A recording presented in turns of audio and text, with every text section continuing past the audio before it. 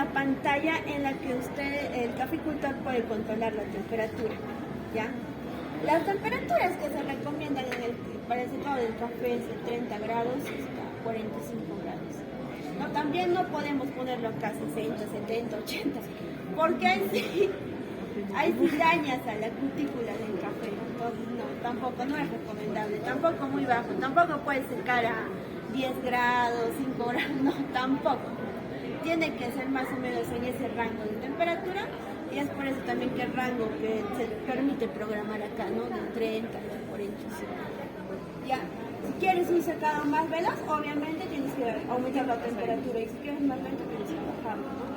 Más o menos está ahí. Y nosotros también tenemos que controlar, tenemos que monitorear lo que es la humedad y la temperatura. Por eso acá tenemos un medidor de humedad que te mide la temperatura de cada bandeja y la humedad de cada bandeja. También nos mide la temperatura del medio ambiente exterior y la temperatura interior, porque esos factores pueden afectar al secado dentro de la cámara. En lo posible, lo que buscamos es monitorear todos los factores, todo tiene que estar monitoreado. Eso es lo que hemos hecho nosotros con ese trabajo. A ver acá. Y también tiene una memoria, ¿no? En esta memoria se guardan estos datos se suben a la computadora y ahí puedes ver las curvas de secado.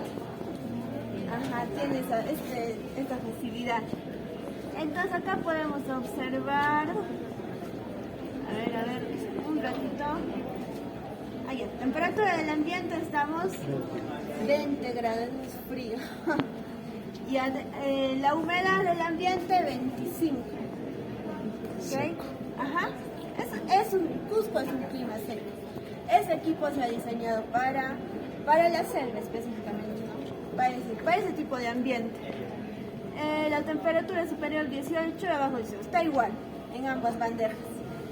Entonces eso es lo que más o menos este es el trabajo. Y bueno,